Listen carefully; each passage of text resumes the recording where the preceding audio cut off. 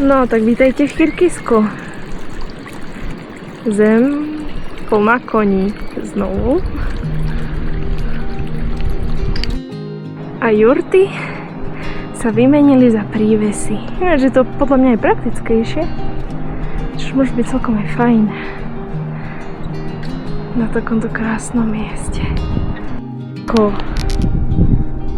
Tam je jurta. Tam je príves a jurta. Tam sú ľudia.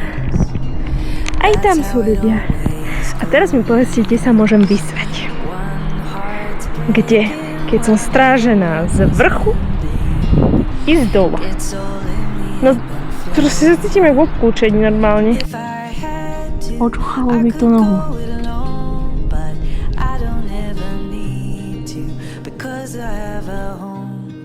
No, strážená som bola naozaj odvšadiaľ. A keď som mala tlaky, na kráse to neuberalo.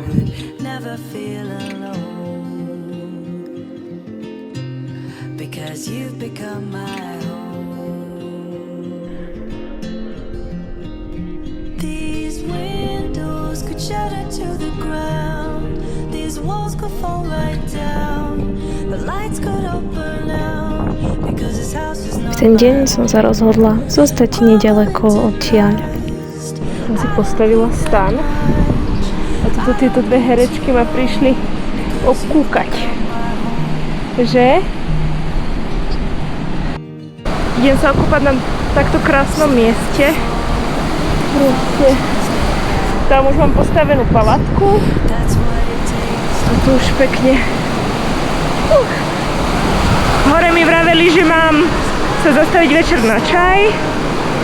No a tak, tu mi to neprišlo bezpečné vzhľadom na to, že kebyže je vietor, tak proste tá vetva môže na teba padnúť. Vyzerá to byť celkom suché, takže tu mi to neprišlo bezpečné, aj keď tam je ohnisko.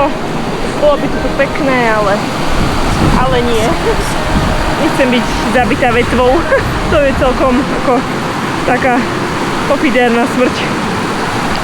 No idem vyskúšať túto masku slimáčiu. To som videla prvý raz v živote, tak si hovorím, že musím to vyskúšať. Odkiaľ to je z Koreje, no jasne, korejská maska. No vyzerá to za slimáčia maska, prosím pekne. V Kyrgyzsku. Vyzerám jak rytier. Omyl, ja som to zle pochopila. Tento dekel má ísť asi dole. Asi hej. To má ísť dole, no nič, dám to dole. Už je to dole, ale ešte by to malo byť asi trošku ináč. Počkaj, to vyzerá, kebyže mám monokel. Je nejaká si veľká tá maska. Pre väčšiu gebulu, alebo čo?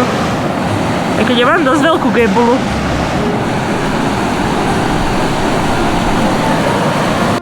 A táto rodinka, ktorá sídlila nedaleko nado mnou, ma pozvala na čaj. Kırgız'dı. Öyle ettim abi. Vur öğrettik. Vurmayla. Vur öğrettik. Gel onu natanali tamamısın. No a neostalo to len pri čaji. Nabila som si baterky na taký, by som povedala, mongolský spôsob a nehali ma tam prespať.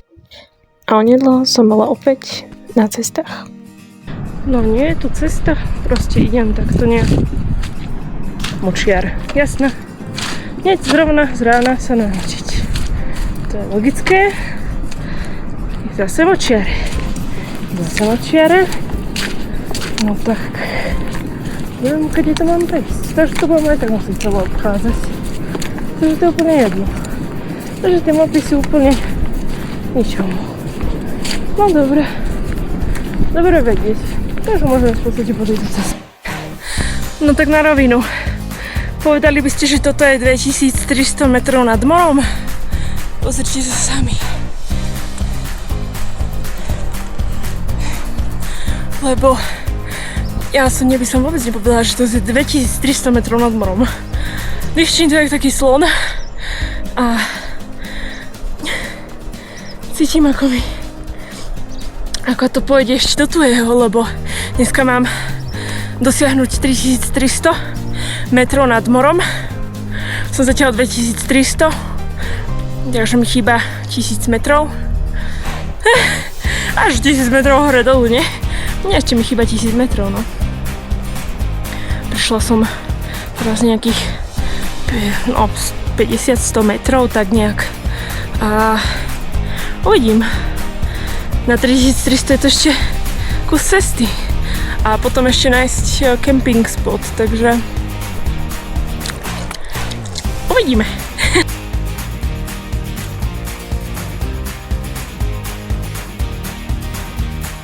A po ceste ma uvideli dvaja Kirgízi. No samozrejme, ja som zdochýnala. Takže sa rozhodli mi zobrať batoh. Keď som im nestíhala, myslela som, že ten batoh už neuvidím. Avšak počkali ma.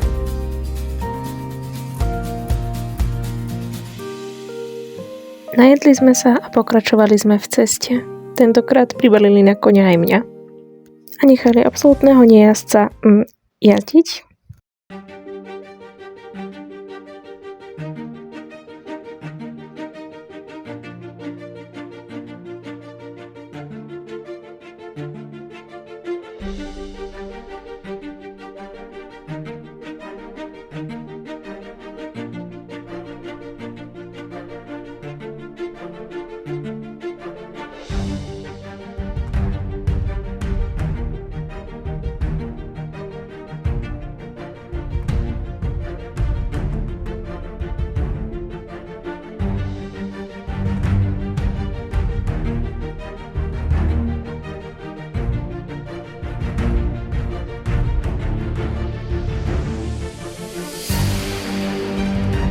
A dôvod, prečo jazdci vyšli do hôr? No, lov barana. Rodina dokáže z jedného barana žiť mesiac. A tak sme sa vydávali aj netradičnými cestami, ktoré na mapách nevidíme.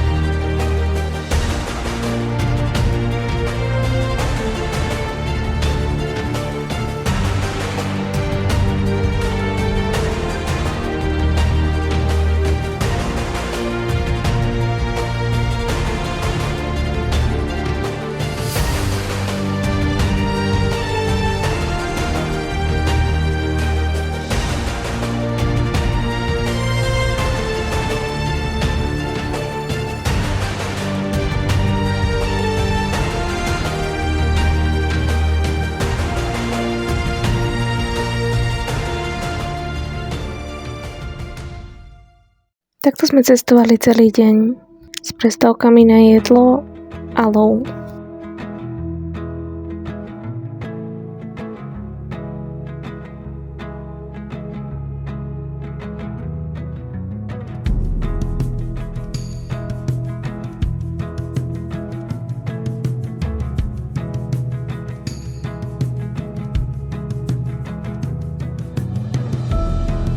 Oni obzerali barana a ja prírodné krásy.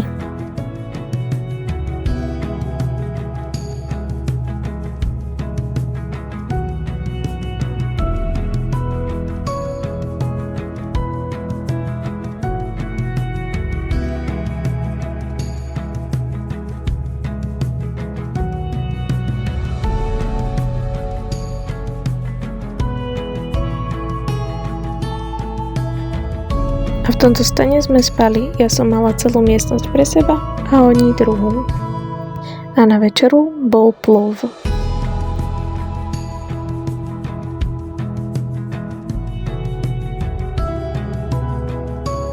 Večer som ešte našla tajné miesto na kúpanie a čistunka som sa vydala spať. Ak sa vám video páčilo, hoďte like, komentujte. Tak, do svidania vážení.